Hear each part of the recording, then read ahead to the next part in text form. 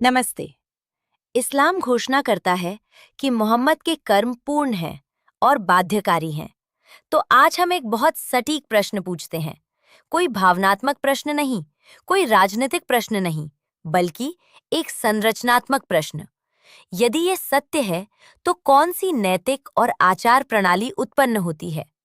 हम ये नहीं पूछ रहे हैं विश्वासी क्या महसूस करते हैं। हम पूछ रहे हैं सबसे प्रारंभिक आधिकारिक ग्रंथ क्या स्थापित करते हैं, और यदि वे ग्रंथ बाध्यकारी हैं तो किस प्रकार की नैतिक प्रणाली उत्पन्न होती है, और क्या ये प्रणाली मानव कल्याण के अनुकूल है। हम ठीक उसी प्रकार आगे बढ़ेंगे जैसा कि शास्त्रार्थ ढांचे में परिभाषित है। स्तर 1, हम मूल ग्रंथ को देखते हैं। स्तर 2, फिर हम प्रारंभिक प्रणालीकरण को देखते हैं। स्तर 3, अंत में हम उससे उत्पन्न होने वाली मानक सभ्यतागत तर्क प्रणाली को देखते हैं। फिर और केवल तब हम एक धार्मिक मूल्यांकन करते हैं। कोई नारे नहीं, कोई टाल मटोल नहीं, तो पहले ग्रंथ से प्रारंभ करते हैं। इस्लाम का केंद्रीय दावा कि मोहम्मद मानवता के लिए आदर्श उदाहरण है, छिपा हुआ नहीं है, ये स्पष्ट है। कुरान 33:21। अल्लाह के रसूल में तुम्हारे लिए एक उत्तम उदाहरण है। कुरान 4:80। जो रसूल का पालन करता है, उसने अल्लाह का पालन किया। कुरान 59:7। जो कुछ रसूल तुम्हें दे, उसे लो। जो वो तुम्हें मना करे, उससे रुक जाओ। यहाँ ठहरें और इसे समझें। ये प्रशंसा के बारे में नहीं है, ये प्रेरणा के बारे में नहीं है। कुरान बाध्यकारी अनुकरण की मांग करता है। पैगंबर केवल एक शिक्षक नहीं है, वो केवल एक उदाहरण भी नहीं है जिसका अनुसरण किया जाए। वो एकमात्र उदाहरण है जिसका अनुसरण किया जाना है। प्रामाणिक हदीस भी इसी संरचना की पुष्टि करती हैं। सही अल बुखारी 7280। जो मेरा पालन करता है, वो जन्नत में प्रवेश करता है। तो हमने स्थापित किया है, यदि मोहम्मद कुछ करते हैं तो वो केवल ऐतिहासिक नहीं रहता, वो बन जाता है सभी मुसलमानों के लिए अनुसरण करने योग्य एक मानक नमूना। ये दावा है। हम अभी इसकी व्याख्या नहीं करेंगे, हम इसका अनुसरण करेंगे, इसके निष्कर्ष तक। प्रारंभिक इस्लामी परंपरा इसे नरम नहीं करती, ये इसे और तीक्ष्ण बनाती है। सही मुस्लिम 1718। जो इस मामले में कुछ ऐसा जोड़ता है जो इसमें से नहीं है, वो अस्वीकार है। सही अल बुखारी 5063। जो मेरी सुन्नत से मुंह मोड़ता है, वो मुझसे नहीं है। यहाँ ठहरे और निहितार्थ समझें। ये एक बंद प्रणाली बनाता है। कुरान आदेश है, सुन्नत उसका क्रियान्वयन है। इस मॉडल के बाहर कुछ भी वैध नहीं है। तो अब हमें पूछना चाहिए, यदि मोहम्मद का हर कार्य बाध्यकारी है, तो जब हम उनके विशिष्ट कार्यों की जांच करते हैं तो क्या होता है? अब हम उदाहरणों की ओर बढ़ते हैं, सामान्य बातों की ओर नहीं, विशिष्ट घटनाएं, स्रोतों के साथ। हम एक व्यक्तिगत कृत्य से प्रारंभ करते हैं। सही अल बुखारी 5534 कहता है, पैगंबर ने आयशा से विवाह किया जब वो 6 वर्ष की थी, और विवाह का समागम तब किया जब वो 9 वर्ष की थी। सही मुस्लिम 1422 उसी की पुष्टि करता है। इसे एक गलती के रूप में प्रस्तुत नहीं किया गया है, ना ही एक अपवाद के रूप में। ये हिस्सा बन जाता है सुन्नत का। अब इसे रखिए कानूनी पाठ के पास। कुरान 65:4। कानून प्रतीक्षा अवधि को परिभाषित करता है तलाक के लिए। ये कहता है उन स्त्रियों के लिए जो अब मासिक धर्म नहीं करती, उनकी प्रतीक्षा अवधि 3 महीने है, और उनके लिए जिन्होंने अभी तक मासिक धर्म शुरू नहीं किया है, उनकी प्रतीक्षा अवधि भी 3 महीने है। और जो गर्भवती हैं, जब तक वे जन्म न दें, उस दूसरी श्रेणी पर ध्यान दें। वे जिन्होंने अभी तक मासिक धर्म शुरू नहीं किया है। ये बांझपन का वर्णन नहीं कर रहा है, ये रजोनिवृत्ति का वर्णन नहीं कर रहा है, ये वर्णन कर रहा है उनका जिन्होंने अभी तक मासिक धर्म शुरू नहीं किया है, जिसका अर्थ है इस्लाम का कानूनी ढांचा स्वयं विवाह को पहचानता है जैविक परिपक्वता से पहले। तो अब दोनों को मिलाइए। एक जीवित उदाहरण मोहम्मद के जीवन में और एक कानूनी श्रेणी कुरान में। एक साथ वे किसी अलग थलग घटना का वर्णन नहीं करते, वे स्थापित करते हैं एक अनुमत संरचना, एक मानक जिसके पास उदाहरण है और कानून। परवाना के मामले पर विचार कीजिए। वो छोटी लड़की अफगानिस्तान के इस्लामी गणराज्य से, जैसा कि CNN पर रिपोर्ट किया गया, मेरे पिता ने मुझे बेच दिया है क्योंकि हमारे पास रोटी, चावल और आटा नहीं है। परवाना कहती है, उन्होंने मुझे एक बूढ़े आदमी को बेच दिया है। इस बूढ़े आदमी ने परवाना को 200,000 अफगानी में खरीदा है, जो 2,000 अमेरिकी डॉलर से थोड़ा अधिक है। ढकी हुई परवाना सिसकती है, जबकि उसकी माँ उसे पकड़ कर रखती है। ये तुम्हारी दुल्हन है, कृपया उसका ख्याल रखना, परवाना के पिता कहते हैं। बिल्कुल, मैं उसका ख्याल रखूंगा, वो आदमी जवाब देता है। उसके बड़े हाथ उसके छोटे शरीर को पकड़ लेते हैं। परवाना छूटने की कोशिश करती है। जब वो उसके सामान का एकमात्र बैग उठाता है, वो फिर से विरोध करती है, अपने एड़ियों को मिट्टी में गाड़ते हुए। लेकिन ये व्यर्थ है। इस छोटे असहाय बच्चे का भाग्य तय हो चुका है। तो वास्तविक प्रश्न ये नहीं है क्या ये हुआ था। स्रोत स्पष्ट है। वास्तविक प्रश्न ये है 1400 वर्ष पहले मोहम्मद के उस एक कर्म का प्रभाव आज परवाना जैसी हजारों छोटी लड़कियों पर कैसे पड़ता है। क्षण भर रुकिए और उसके बारे में सोचिए। पहले के सिद्धांत को देखते हुए ये केवल जीवनी नहीं है, ये बन जाता है कुछ मुसलमानों के लिए, कुछ इस्लामी देशों में आचरण का एक वैध आदर्श। अब हम पूछने के लिए बाध्य हैं, यदि ये मानक है तो क्या वो नैतिक मानक सार्वभौमिक है या संदर्भ निर्भर।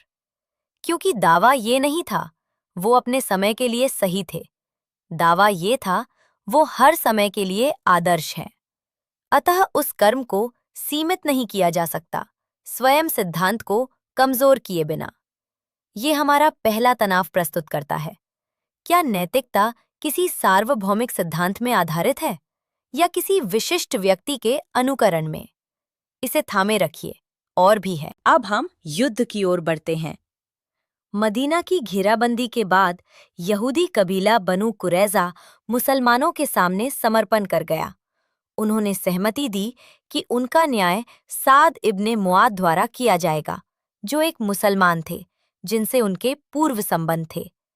साद ने पूरे कबीले पर निर्णय सुनाया। सही अल बुखारी 343। उनके पुरुषों को मार दो, उनकी स्त्रियों और बच्चों को बंदी बना लो। इस पर मोहम्मद जवाब देते हैं, तुमने अल्लाह के फैसले के अनुसार निर्णय किया है। यहाँ एक क्षण के लिए रुकिए, आइए सटीक रहें। ये नहीं है युद्ध भूमि पर हत्या, ये है समर्पण के बाद का निर्णय, और मोहम्मद इस पर अपनी स्वीकृति की मुहर लगाते हैं, इसे स्पष्ट रूप से ये कहते हुए दैवी न्याय। तो फिर से, यदि मोहम्मद आदर्श हैं तो ये बन जाता है युद्ध नैतिकता का एक मानक प्रारूप, न केवल मुसलमानों के लिए बल्कि समस्त मानव जाति के लिए। अब प्रश्न अपरिहार्य हो जाता है, क्या समर्पण के बाद सामूहिक दंड अनुपातिक न्याय के साथ संगत है या मोहम्मद की स्वीकृति ही न्याय को परिभाषित करती है। एक और तनाव का बिंदु, युद्ध समाप्त होता है, पुरुष मारे जाते हैं, स्त्रियां और बच्चे रिहा नहीं किए जाते, उन्हें ले लिया जाता है बंदी के रूप में। अब यहाँ रुकिए, इसका क्या अर्थ है उस व्यवस्था के भीतर, क्योंकि ये अराजकता नहीं है, ये नियंत्रित है कानून द्वारा। कुरान में एक श्रेणी पहले से मौजूद है, वे जिन्हें तुम्हारे दाहिने हाथों ने अधिकार में लिया है। ये संदर्भित करता है महिला बंदियों को, युद्ध के बाद ली गई स्त्रियां। अब देखिए कि कानून क्या कहता है। कुरान 4:24 में विवाहित स्त्रियां निषिद्ध हैं, सिवाय उनके जिन्हें तुम्हारे दाहिने हाथों ने अधिकार में लिया है। इस निहितार्थ पर विचार कीजिए, ये स्त्रियां पहले से विवाहित हो सकती हैं, लेकिन बंदी बनना उस बंधन को निरस्त कर देता है। पूर्व विवाह अब लागू नहीं होता। अब कानून से व्यवहार की ओर बढ़िए। सही मुस्लिम में एक युद्ध के बाद सहाबियों ने ऐसी बंदियां ली थीं। वे झिझके, क्योंकि ये स्त्रियां विवाहित थीं। तो उन्होंने पूछा, क्या अनुमत है? उत्तर, सूरा 4:24। महिला बंदियों के साथ उनकी सहमति के बिना यौन संबंध की अनुमति देता है। ये प्रतीकात्मक नहीं है, ये सैद्धांतिक नहीं है, ये अनुमत है, बस। अब एक और परत। सही अल बुखारी में रिपोर्टें हैं कि सहाबी चर्चा कर रहे थे अज़्ल, सहवास विच्छेद या वापसी। क्यों? क्योंकि वे संलग्न थे बंदी स्त्रियों के साथ और गर्भ धारण नहीं चाहते थे।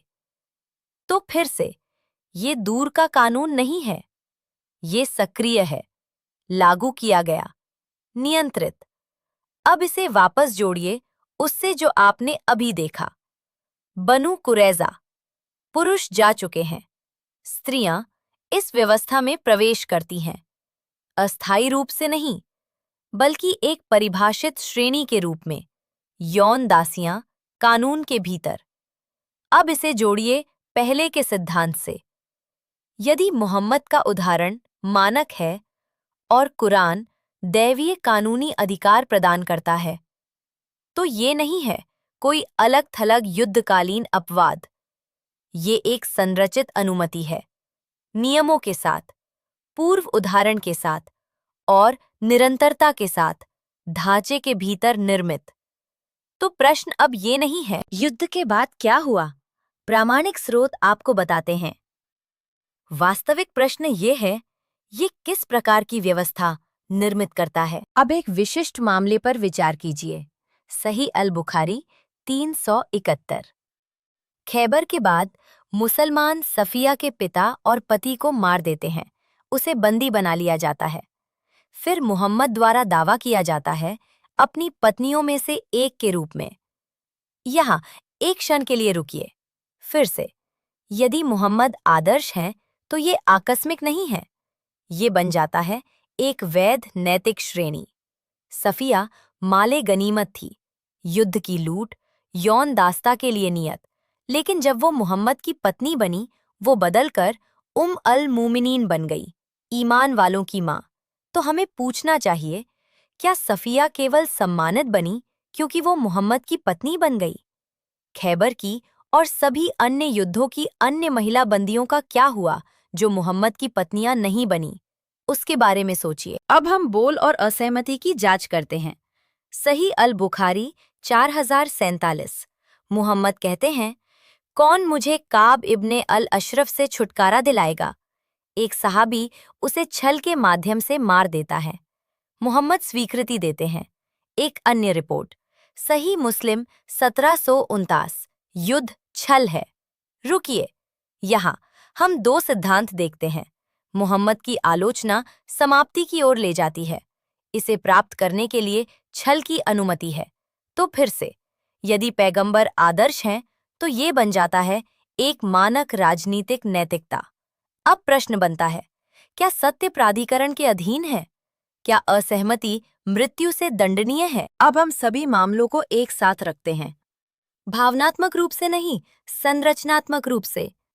यदि मोहम्मद आदर्श और बाध्यकारी उदाहरण है, तो ये व्यवस्था उत्पन्न करती है एक व्यक्तिगत आदर्श जिसे संशोधित नहीं किया जा सकता, एक युद्ध मॉडल जो निष्पादन और दास्ता की अनुमति देता है, एक यौन नैतिकता जो स्वामित्व से जुड़ी है, एक वाणी नैतिकता जो निष्ठा से जुड़ी है, एक प्राधिकरण संरचना जो अनुकरण पर केंद्रित है। इसके बारे में सोचिए। ये कोई आरोप नहीं है, ये तार्किक विस्तार है स्वयं सिद्धांत का। तो अब हम इसे धार्मिक ढांचा के न्यायालय में लाते हैं। मूल्यांकन की ओर बढ़ने से पहले हमें रुकना होगा। एक गंभीर चर्चा इसकी मांग करती है। यदि किसी सिद्धांत की जांच की जा रही है, तो उसके सबसे मजबूत आपत्तियों को सुना जाना चाहिए।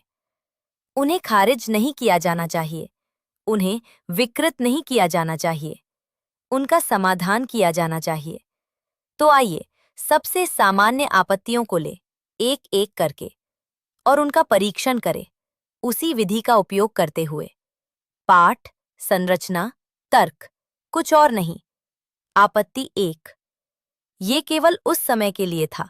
अक्सर कहा जाता है, ये कार्य संदर्भ विशेष थे, वे सभी समय के लिए नहीं थे। लेकिन इस्लाम स्वयं ऐसा नहीं कहता है। कुरान 33:21।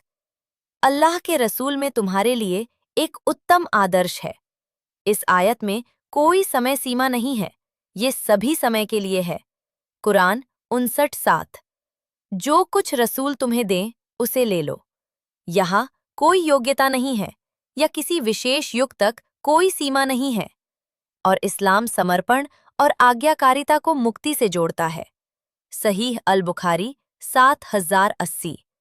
जो मेरी आज्ञा का पालन करता है वो जन्नत में प्रवेश करता है। तो हमें पूछना चाहिए, यदि मोहम्मद के उदाहरण का पालन मुक्ति से जुड़ा है तो क्या ये अस्थायी हो सकता है या इसे सार्वभौमिक और सभी समय के लिए होना चाहिए? इस तनाव को अनदेखा नहीं किया जा सकता। हम अगली आपत्ति की ओर बढ़ते हैं। आपत्ति 2। ये विशेष अनुमतियां थीं। कहा जाता है, ये कार्य केवल मोहम्मद के लिए विशेष थे। लेकिन फिर एक गहरा प्रश्न उत्पन्न होता है। यदि वो आदर्श उदाहरण हैं, लेकिन उनके कुछ कार्यों का पालन नहीं किया जा सकता, तो क्या वो अभी भी एक व्यावहारिक या पूर्ण आदर्श हैं? एक आदर्श जिसे अनुकरण किया जाना चाहिए, लेकिन मुख्य क्षेत्रों में अनुकरण नहीं किया जा सकता। एक विरोधाभास है और संरचनात्मक अस्थिरता प्रस्तुत करता है। या तो मोहम्मद का उदाहरण पूरी तरह से मानक है, जैसा कि कुरान घोषित करता है, या ये आंशिक रूप से पुनरुत्पादित नहीं किया जा सकता।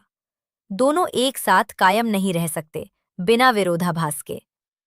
आपत्ति 3। ये युद्ध का संदर्भ था। कहा जाता है, ये घटनाएं युद्ध के दौरान हुईं। सही, युद्ध असाधारण उपायों की अनुमति देता है, लेकिन युद्ध की भी सीमाएं होती हैं। बनु कुरैजा के मामले में समर्पण पहले ही हो चुका था, फिर भी मोहम्मद ने उनके निष्पादन की पुष्टि की। सही अल बुखारी 343। तुमने अल्लाह के फैसले के अनुसार निर्णय किया है। तो प्रश्न ये नहीं है क्या ये युद्ध था, प्रश्न ये है क्या मोहम्मद की स्वीकृति न्याय को परिभाषित करती है, यहाँ तक कि समर्पण के बाद वध भी, या क्या न्याय स्वतंत्र मानकों को बनाए रखता है? आपत्ति 4। ये उस समय के लिए सामान्य था। कहा जाता है, ये प्रथाएं उस युग में सामान्य थीं, लेकिन इस्लाम ये नहीं कहता उन्होंने अपने समय के अन्य लोगों की तरह व्यवहार किया। इस्लाम घोषणा करता है वो आदर्श उदाहरण है। यदि नैतिकता ऐतिहासिक मानकों पर निर्भर करती है तो वो सार्वभौमिक नहीं है। यदि वो सार्वभौमिक है तो वो ऐतिहासिक मानकों पर निर्भर नहीं हो सकती। ये तनाव अनसुलझा रहता है। आपत्ति 5। हदीस अविश्वसनीय है। कहा जाता है ये रिपोर्टें कमजोर हैं या गलत व्याख्या की गई हैं, लेकिन यहाँ उपयोग किए गए स्रोत हैं सही अल बुखारी, सही मुस्लिम, सबसे प्रामाणिक संग्रह। यदि इन्हें खारिज कर दिया जाता है तो उन पर निर्मित संपूर्ण इस्लामी कानूनी संरचना शून्य हो जाती है। कोई ये नहीं कर सकता इन ग्रंथों का उपयोग कानून बनाने के लिए और उन्हें चुनिंदा रूप से अस्वीकार करे। उसी समय पूरी इस्लामी प्रणाली को खड़ा होना चाहिए या गिरना चाहिए एक समग्र रूप में। आपत्ति 6। ये आधुनिक निर्णय है। कहा जाता है ये आलोचना आधुनिक नैतिकता थोपती है, लेकिन ये एक भ्रामक तर्क है क्योंकि ये मूल्यांकन आधुनिक नहीं है। ये आधारित है रित धर्म अनुपातिकता अमनमाना होना। ये प्राचीन सिद्धांत है, हाल की खोज नहीं। ये नहीं है आधुनिक बनाम प्राचीन, ये है एक शास्त्रीय प्रणाली दूसरी का परीक्षण कर रही है। तो हमने आपत्तियां सुनी हैं, उन्हें खारिज नहीं किया, उनका परीक्षण किया, और हम पाते हैं वे अमान्य हैं। तनाव बने रहते हैं, वे गायब नहीं होते। तो अब हम प्रश्न पर लौटते हैं, भावनात्मक रूप से नहीं, बल्कि संरचनात्मक रूप से। क्या ये सिद्धांत कि पैगंबर के कार्य सभी नैतिक निर्णय के लिए सार्वभौमिक रूप से बाध्यकारी हैं, धर्म के सिद्धांतों के अंतर्गत टिकता है? अब हम आगे बढ़ते हैं मूल्यांकन की ओर। बढ़ते हैं, भावना से नहीं, आधुनिक पसंद से नहीं, बल्कि धर्म से। और धर्म मत नहीं है, ये प्रमाण में आधारित है, श्रुति, स्मृति, इतिहास। तो हम वही से प्रारंभ करते हैं। ऋग्वेद 10:190-1। ऋतम च सत्यम चाभीद धात तपसो अध्यजायत ततो रात्रि अजायत ततः समुद्रो अर्णवः। ब्रह्मांडीय व्यवस्था ऋत और सत्य स्थापित किए गए, अनुशासित वास्तविकता से सृष्टि प्रकट होती है। धर्म मनमाना आदेश नहीं है, ये संरेखण है, व्यवस्था, सत्य, वास्तविकता। कोई व्यक्ति धर्म की रचना नहीं करता, धर्म सबसे पहले है। महाभारत शांति पर्व 109:11। धर्म एव हतो हन्ति धर्मो रक्षति रक्षितः तस्मात् धर्मो न हन्तव्यो मानो धर्मो हतो अवधीत। धर्म जब नष्ट किया जाता है, नष्ट करता है। धर्म जब संरक्षित किया जाता है, संरक्षण करता है। अतः धर्म का उल्लंघन कभी न करो, अन्यथा धर्म तुम्हें नष्ट कर देगा। ये निर्णायक है। धर्म किसी व्यक्ति द्वारा परिभाषित नहीं होता, यहाँ तक कि राजा, यहाँ तक कि अवतार धर्म से बंधे हैं। वे इसे परिभाषित नहीं करते, वे इसका पालन करते हैं। मनुस्मृति 8:128। दंडः शास्ति प्रजाः सर्वा दंड एव अभिरक्षति दंडः सुप्तेषु जागर्ति दंडम धर्मम विदुर्बुधाः। दंड सभी प्राणियों का शासन करता है, दंड उनकी रक्षा करता है। दंड तब जागता रहता है जब अन्य सोते हैं। बुद्धिमान दंड को धर्म के अनुरूप मानते हैं, लेकिन ये मनमाना दंड नहीं है, ये अनुपातिकता द्वारा संचालित है। दंड अपराध के अनुरूप होना चाहिए। तो हम पूछते हैं, यदि समर्पण होता है और उसके बाद दंड दिया जाता है, क्या अनुपातिकता संरक्षित रहती है या उल्लंघित होती है? ये भावनात्मक नहीं है, ये संरचनात्मक है। मनुस्मृति 8:350। अग्निदा गर्दश्चैव शस्त्रपाणिर्धनापः क्षेत्रदारापहारी च षड् एते ह्य आततायिनः। एक आग लगाने वाला, एक विष देने वाला, एक जो हथियार से आक्रमण करता है, एक जो धन चुराता है, एक जो भूमि हड़पता है, एक जो किसी की पत्नी का अपहरण करता है, ये 6 आक्रामक आतताएं हैं। धर्म बल की अनुमति देता है, लेकिन केवल परिभाषित आक्रामकों के विरुद्ध, पूरे समूहों के विरुद्ध नहीं। ये श्रेणी सटीक है। तो हम पूछते हैं, क्या सामूहिक दंड इसके अनुरूप है या इसका उल्लंघन करता है? महाभारत अनुशासन पर्व 115:1। अहिंसा परमो धर्मः धर्म हिंसा तथैव च। अहिंसा सर्वोच्च धर्म है, फिर भी धर्म की सेवा में हिंसा भी धर्म है। ये संतुलन है। हिंसा की अनुमति है, लेकिन सीमित, धर्म से बंधी हुई, ना कि व्यक्तिगत प्राधिकरण से। तो हम पूछते हैं, जब हिंसा होती है, क्या वो सिद्धांत द्वारा संचालित है या उदाहरण द्वारा? महाभारत 5:39-72।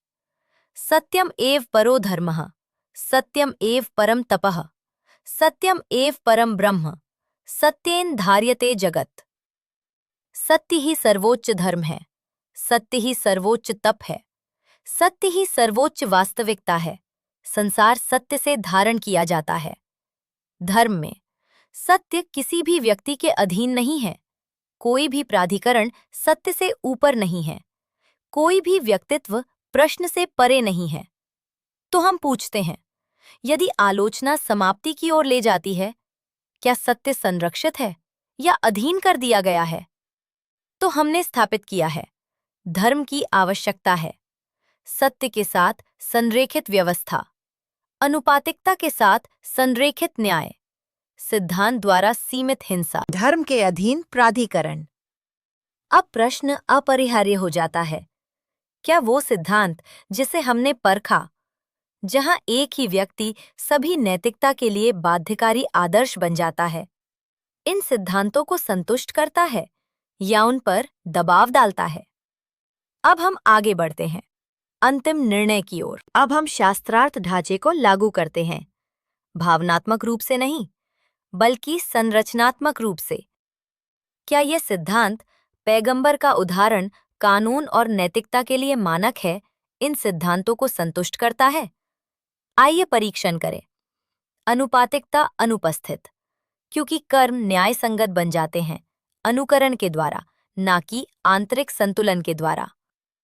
मनमाना होना अनुपस्थित, क्योंकि नैतिकता एक विशिष्ट व्यक्ति के कार्यों पर निर्भर करती है, ना कि सार्वभौमिक सिद्धांतों पर।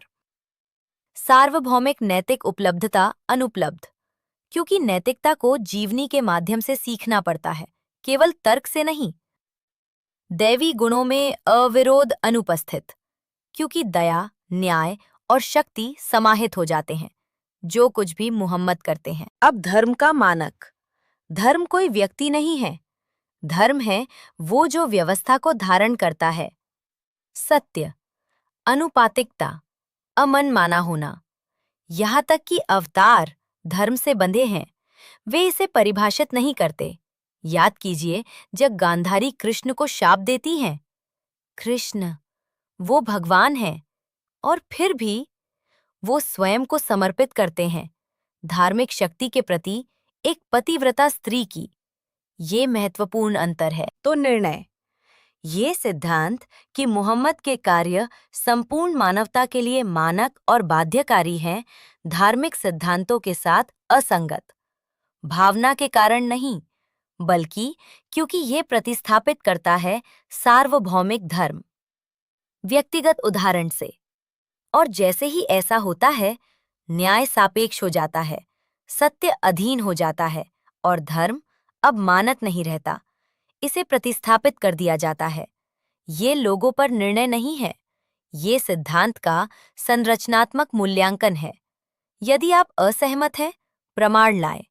विधि वही रहेगी, पहले पाठ, तर्क लागू, धर्म का परीक्षण। नमस्ते।